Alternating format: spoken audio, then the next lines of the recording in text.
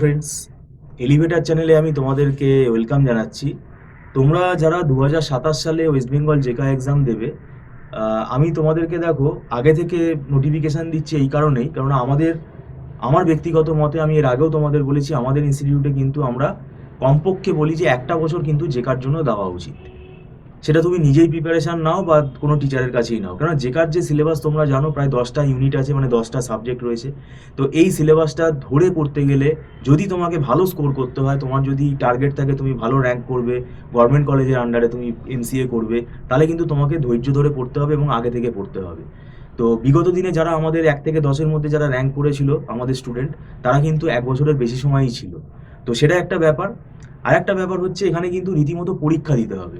সেটা কিন্তু না দিলে কোনো লাভই হবে না, পরবর্তীকালে মক টেস্টও দিতে হবে। আমরা যেভাবে পড়াই, আমরা কিন্তু পড়া হয়ে গেলে আমরা রেগুলার বেসিসে কিন্তু ক্লাস টেস্ট নেই, অনলাইনেই নেই। সেটাতে তাহলে আমরা বুঝতে পারি যে কোন কোন টপিকগুলো স্টুডেন্টের বুঝতে অসুবিধা হচ্ছে, ড্রব্যাক রয়েছে, সেগুলো আমরা আবার কিন্তু রিভাইজ করি। আর এখানে কিন্তু পুরোটাই জেকা মানে হচ্ছে কনসেপ্ট, এখানে কোনো মুখস্থ করার জায়গা নেই। কনসেপ্ট ক্লিয়ার না থাকলে তোমার এখানে কিন্তু নেগেটিভ হয়ে যাবে। আর নেগেটিভ মার্কিংটা এখানে তোমাদের খেয়াল রাখতে হবে, এখানে একটা পার্ট নেগেটিভ মার্কিং আছে।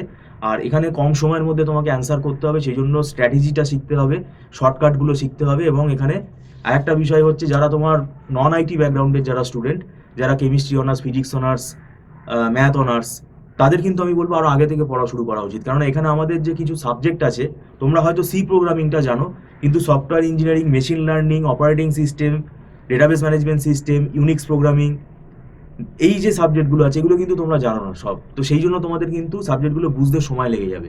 সেই জন্যই কিন্তু আগে থেকে তোমাদের পড়া শুরু করা উচিত। তো যাই হোক, আমাদের এখানে একটা সুবিধা হচ্ছে, কোনো লামসাম টাকা আমরা এখানে চার্জ করি না। আমাদের এখানে মান্থলি ফিস সিস্টেমের বেসিসে ক্লাস হয়, একটা নমিনাল ফিস রেটে মান্থলি সিস্টেমেই আমরা পড়াই, এবং সেটা অ্যাডভান্স পেমেন্ট করে ক্লাস করতে হয়, কিন্তু সেটা নট রিফান্ডেবল। কোনো রকম একদম 20,000 30,000 টাকা অ্যাট এ টাইম কিন্তু এখানে কোনো ডিপোজিটের কোনো ব্যাপার নেই। তাই এখানে মান্থলি ফিস সিস্টেমে ক্লাস করতে হয়। যদি তোমার পড়ে ভালো লাগে তাহলে তুমি কন্টিনিউ করবে, না হলে তুমি ছেড়ে দেবে। তাই এটা স্টুডেন্টের দিক থেকে কিন্তু ফ্লেক্সিবিলিটি আছে। আর একটা জিনিস আমরা বললাম, আমরা এখানে কিন্তু কনসেপ্ট বেসিসে পড়াই, সেমেস্টারে যেভাবে আমরা পড়াই ঠিক জেকাতেও কিন্তু সেইভাবে আমরা পড়াই। সেই জন্য পরীক্ষার 3 মাস আগে, 4 মাস আগে স্টুডেন্ট আসলেও কিন্তু আমরা রিজেক্ট করি। তখন অনেকে ভাবে যে না, 3 মাস 4 মাস এখনো পরীক্ষার বাকি আছে, এখন অ্যাডমিশন নেবেন না। সেটা সম্ভব হয় না, সেটা কিন্তু ওইভাবে আমরা পড়াতে পারবো না।